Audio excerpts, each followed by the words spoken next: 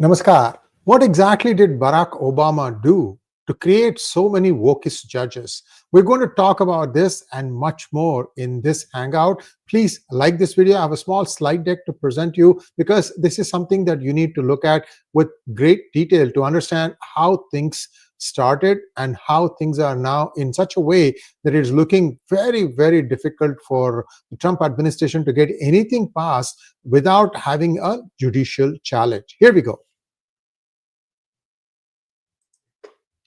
How Obama helped create an ecosystem of activist judges. I hope you guys have liked this video, and this will really help us get this thing out. I put it live at 9 p.m. Eastern Standard Time for US, so that most of you might be at home, you might be watching this. This is the first time anyone has compiled this in the way that we have done it here. So today, Trump was so frustrated that he wrote in Truth Social, unlawful nationwide injunctions by radical left judges could very well lead to the destruction of our country.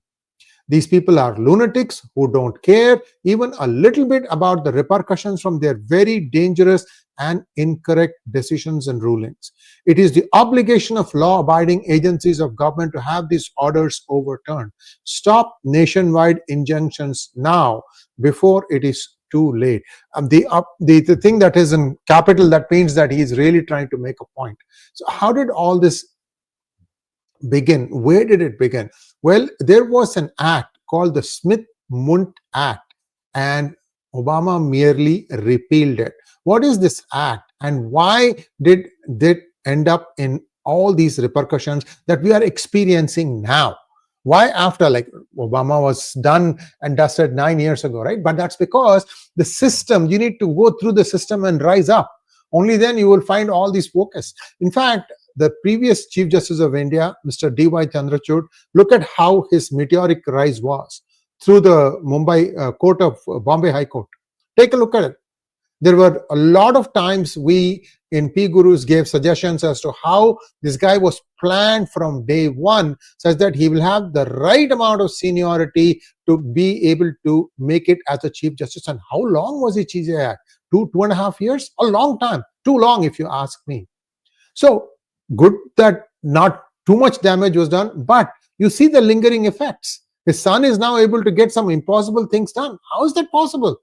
Anyway, so you get a taste of what happened, because this is the same freaking toolkit that has been used across the world, not just in one country, across the world. So what happened? Mike Benz, and I have got the link for you in our description section. You can go through the reference link section, because this is I think a long podcast. You should watch that. Joe Rogan does excellent podcasts. It's 2 to 2.5 hours long sometimes. But Mike Benz is a very erudite man. He will explain to you, he'll walk you through what exactly happened. I am just going to give you the basics here. What happened was, there was an act passed in 1948, and the number is Public Law 80-402, and it was called the U.S. Information and Educational Exchange Act, and it was also popularly called as Smith-Mundt Act because these were the authors, and it was first introduced by Congressman Mundt, Republican from SD, South Dakota, in January 1945 in the 79th Congress. That term lapsed, and then in the 80th Congress is when it actually got passed. The original purpose of this act was to prevent the US government from directing propaganda at American citizens. You don't use your machinery, especially the government machinery, to inform the people of America. Allowed psychological ops, that is psy-ops, only abroad for diplomatic and national security purposes. Remember, viewers, that the OSS got formed somewhere in the 40s along the lines of MI6, and that is, OSS is over, I don't remember the O, it's Strategic Services. I think it's Overseas Strategic Services. I could be wrong about it, but that was the original name for the CIA before it was renamed as Central Intelligence Agency. And this this act probably wanted to make sure that the CIA, a newly formed entity, would only do whatever psychological operations were needed outside the country, not inside the country. Because this act recognized the dangers of a government-controlled media shaping domestic public support. You know why all this was done? Because Hitler did exactly that. His propaganda person, Goebbels, he believed that a lie told 1,000 times becomes the truth. Now ask yourself this question: how many lies were we fed in the last few years? And how many of them were believed, including me, that this must be the truth? And why is that happening? That happens because, same thing gets repeated over and over and across various media channels, and we start believing that this must be the truth. So in 2013, Obama repealed this act under the National Defense Authorization Act.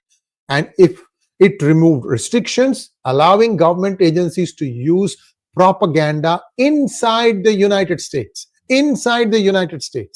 Effectively, it legalized the government's ability to manipulate domestic narrative.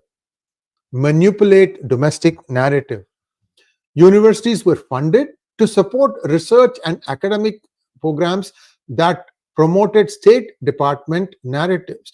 You can see how many of these universities are jumping up and down. In fact, I don't know if you saw this or not. A couple of Indian origin professors from the California State University system lost their case on caste system because they said that this is inherently discriminative, because there was a clause in the CSU version that got passed, that is in the California State University system, that actually made it very difficult for Indian American origin professors to teach classes. You need to go back and this is a very heinous thing, very bad intention thing. Somehow that case has been lost, and I think it's going to be a problem for Indian American origin professors to start to seek employment in the California State University system. And it has one of the biggest state university systems. It's like Cal State Hayward. What is that? State University of California at Hayward, Cal Poly, and many other universities that are there, and all of them have 30,000-40,000 populations or somewhere in that ballpark, and all of them, I think that's going to impact people of Indian American origin. I'm sure that they're going to appeal further, but the problem is the other side uses your taxpayer money, my taxpayer money, to fight this case, whereas the individuals who are fighting it for themselves have to use their own savings. It's a very asymmetric fight and very unjust, in my opinion. Now, what happened was universities got funded, major media outlets got co-opted to doing this. Now you see why New York Post and even Wall Street Journal sometimes and Washington Post sing the same tune. Unions were utilized as political tools to promote government-approved messaging. So you got three things in your bag: universities, media outlets, and unions. See, media outlets are things that are there for those who are not going to college. But when you go and do this thing at the college level, then you're shaping future minds to be completely woke in their thinking. That's what you're seeing now. And politicians and judges were influenced to support judicial activism and reinforce political narratives. Now, so that was one part. This is like, I'm taking mud and putting it on my own head because I'm feeling really hot. But how did this influence foreign policy? In foreign policy also, this became a domestic weapon. And we look at how that happened. Foreign policy institutions started using dual-use tactics to control domestic media. Foreign grants were issued for democracy promotion, and these were operated inside the United States. Foreign censorship laws were pushed to pressure US tech companies into compliance. How long have I been screaming from every rooftop, including X, including Elon Musk's company X? The guy completely ignores many of us because we are not able to get out from under the shackles imposed on us about how the shadow ban is still in effect. It is still going on today. But the thing about this is, somewhere all the people who were non-left, who were speaking the truth, we all got squashed. I have a problem with Facebook. No, they call themselves Meta. I don't care. Instagram is too late. I didn't even try getting there. And Twitter, same problem. The only thing left is YouTube and perhaps some of the newer channels like Telegram and other places. But you don't stay there. My viewership base is not in Telegram. It is not on Tumblr. It is not on Rumble. So what do? This is the problem that many of us have to deal with. Anyway, so social media censorship was outsourced to foreign-funded groups that influenced American policy. Remember, 𝗪𝗏 used to scream that there is a group that a radical group that Facebook has outsourced, which is doing all kinds of censorship on non-left voices in India. What did Facebook do? I have actually sent a bunch of emails to, what's her name? There was a CFO, 𝗟𝗙𝗪 𝗢𝗪𝗏 and Zuckerberg. I had their email addresses. I sent them 3 or 4 times. I gave them all the data. I said, look, these are all my pages and I'm seeing serious shadow banning. Please do something about it. Not a peep. Now Zuckerberg wants to come and say, oh yeah, we were censored. We were asked to do it. But then at least now undo all these things. Oh, you can't do it? Why not? I would like to know. The nation would like to know. Anyway, so this is where things are. Now, there was a movie called The Truman Show. And this was about somebody who was manipulating a pretty face and getting everything done. So there, the power is with somebody else, and the face is someone else. And this is, what is happening now? This is exactly what happened in the Biden administration time. We all now are convinced that somebody else was issuing the orders, somebody else was running the organization. The more senile he was, the better for them, right? Because all they needed to do was get his signature. And now we are hearing that there was a lady who has been associated with signing many of his executive orders using the robo pen. I don't want to name her here. You can go and look at which lady this was and find out what really happened. I don't know if that's going to be, if that is something that is illegal or not. So I just want to touch upon that. Please go and do your research. You will know who that is. Now, foreign funded, okay, next one. So it created a movie set like illusion orchestrated by US intelligence agencies. State Department and the Central Intelligence Agencies built influence networks under the cover of a democracy promotion. You saw all those USAID funding, right? Guess what? The USAID freeze has been put on ice. And that is another thing that is now has to be, probably Trump is going to say, just go ahead and act on it. I don't care a damn what the judge says. I am going to go ahead and do this thing. And in the morning, I talked about the Article 2 and how a congresswoman has quoted that and said that it's the executive that reigns supreme. It's not the judiciary. So that's something that's going to happen. Trump administration is not keeping quiet. They are hitting back pretty hard now. So you have foreign funded groups, NGOs, and think tanks that were all used to shape public narratives. One thing that happened, interestingly, this was, I think, in Houston or one of the Texas cities.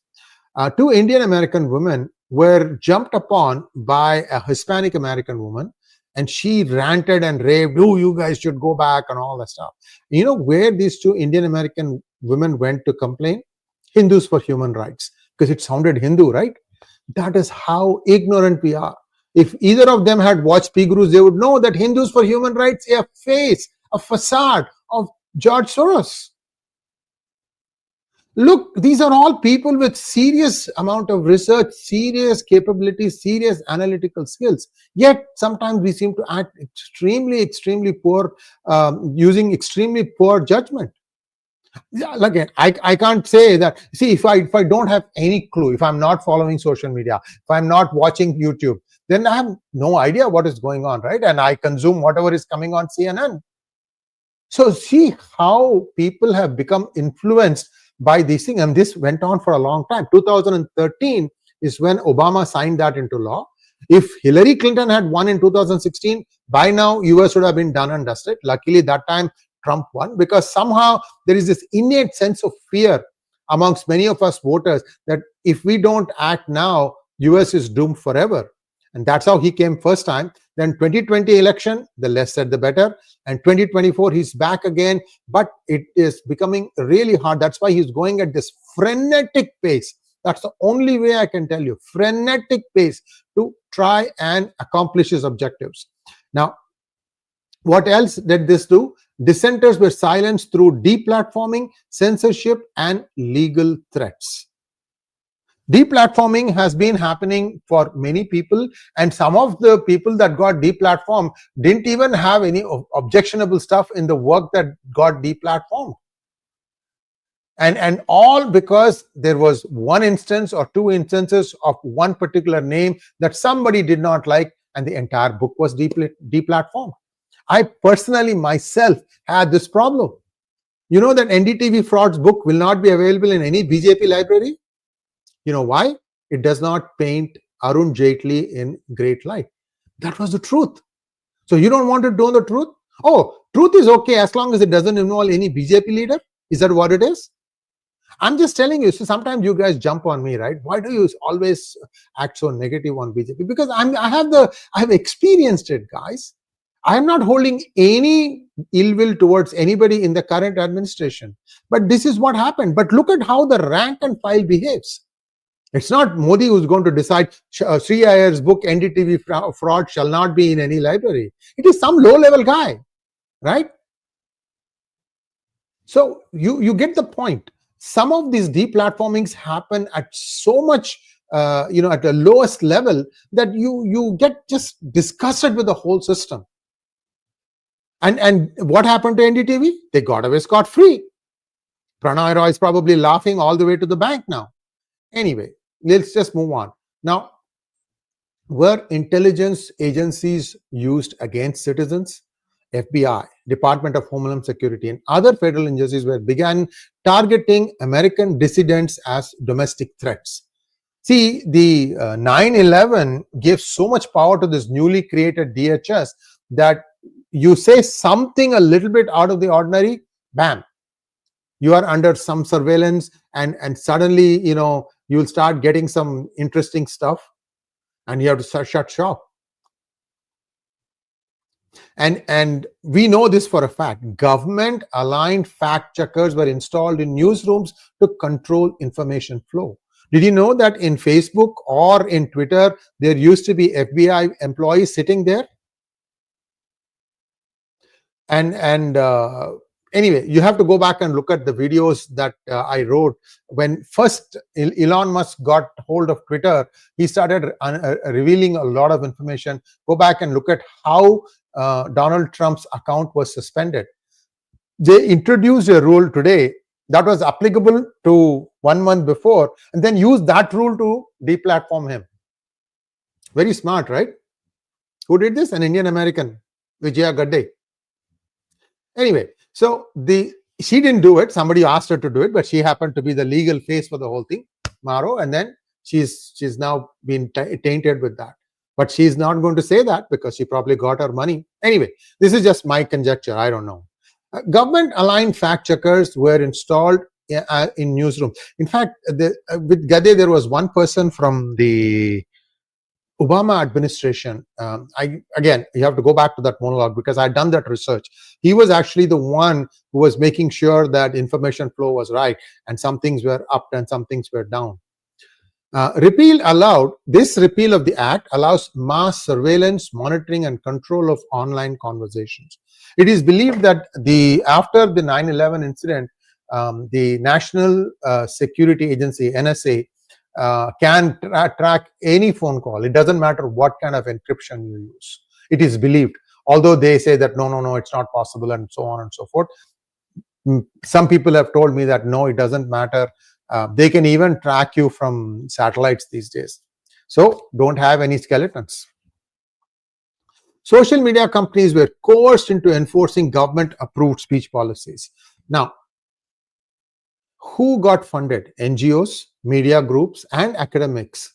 And all these were seemingly good-looking federal grants.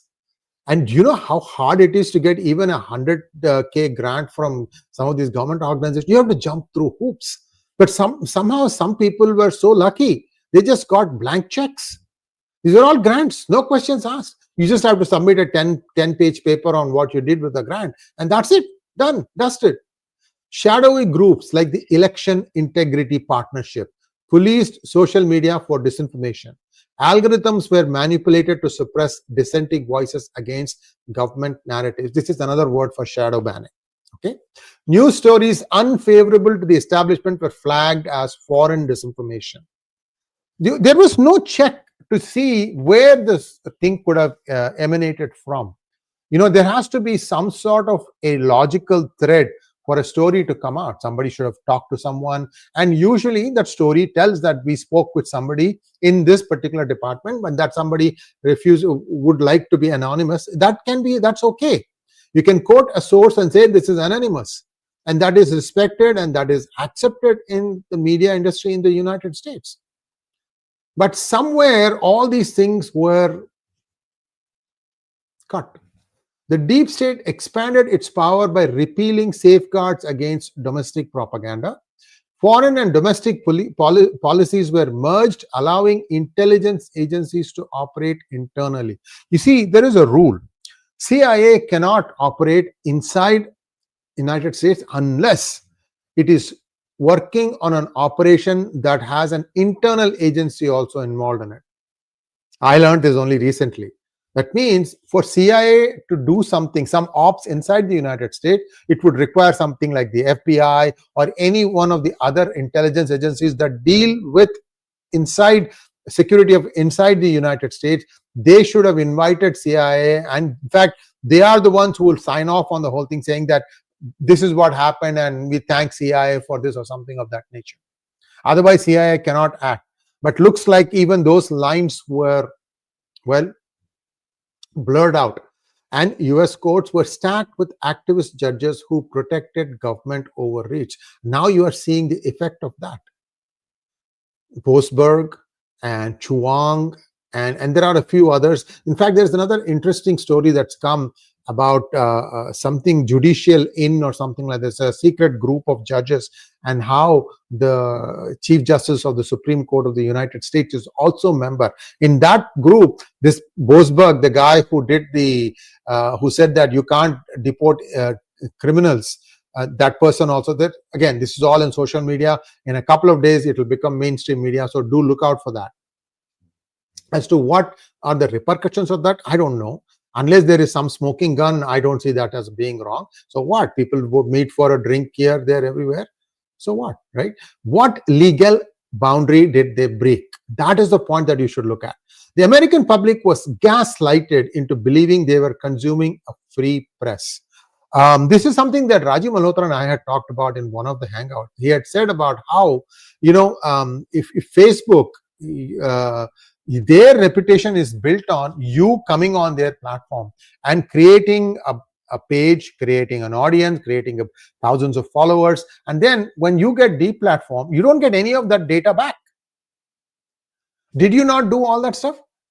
So if it was completely yank the ping and you're done, they would just complete merciless. Facebook would just boom, done. You would have built 100,000 subscribers or 100,000 followers over a period of 2 years, and one fine day they'll say, gone, off with your head. That's it. You have to start from scratch again. I've known some people who have done this thing. And all these kinds of things happen because somebody sitting in their organization said, this thing is not right. This person has done. And see, one of the things I like about some of these platforms is that they'll tell you where it went wrong. And sometimes what happens is you may be using a certain reference, which itself may turn out to be incorrect. But that's not your fault, because you didn't make this thing up yourself. You use some other reference that turned out to be false. So they tolerate these kinds of errors. And I'm very glad that, and I'm very grateful that that kind of separation, that granularity is also being followed. So what I'm trying to say is this became a Goebbelsian state, and we didn't even realize it. And thank God that Trump came back. Now, why all this matters today? That's what we all want to know, right? This censorship industrial complex remains intact and is still influencing speech online. Many judges are, appointed for life. And I know for sure as SCOTUS is like that. I don't know how far down that goes, where once you become a certain judge of a certain level, you don't retire. I have to check that. It's possible that there is a retirement age. Some judges in some states, you have to get elected again. So some of them are actually not appointed, but they are elected. That gives its own skew on things. So let's not go into that now. Now, propaganda is now embedded in mainstream media, big tech, and academic institutions. The same tactics used abroad for regime change are now used inside the United States. The public must be aware of how they are being manipulated. I'll tell you one thing. Did you read about how Colombia, having lost 400 million in funding, is now seriously scrambling and trying to set together the House, pass all the laws, making sure that protests don't happen everywhere? I also saw in MIT, there's a lecture going on, serious engineering lecture. And the professor comes, delivers the lecture, and he has to cut down his lecture by 10 minutes. You know why? There's an activist waiting at his doorstep to rant. And you have to allow it. The guy comes and rants and rants and rants and rants. God damn it, this is MIT. Politics has no place in educational institutions, in my opinion. And look where that has gotten. Many people are getting deported because they were caught on a video camera doing protests, pro-Hamas protests. You could have been even caught in the stream of people going. That is not going to be an excuse for you. Unfortunately, that is how things are being treated now. You may think that this may be a bit extreme on the other side, but until there is a way to check and make sure that you can prove that you are in the clear, this is going to be a problem. I'm going to stop here. Let's take a quick look at the questions that you have, and let me just quickly go through the chat here. Maithili says, looks as though what happened during Biden's term is similar to UPA regime in Bharat, where Manmohan was used as a lame duck. Absolutely. Geeta Ganapati, well, that explains the intelligence of US citizen that fellow was elected twice. Biden inherited legacy. Reaching out to Hindus for human rights to protect your rights is like chickens reaching out to KFC for protection. A good one.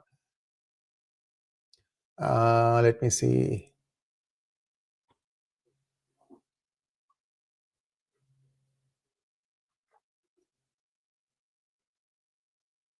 Okay. Trump effect. Does federal judge require FBI clearance?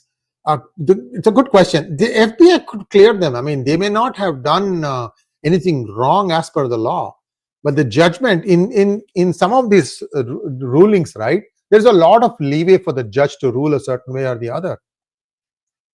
For example, if you look at that slide that I showed you of Donald Trump, President Trump, he said that how come these people are giving national injunctions?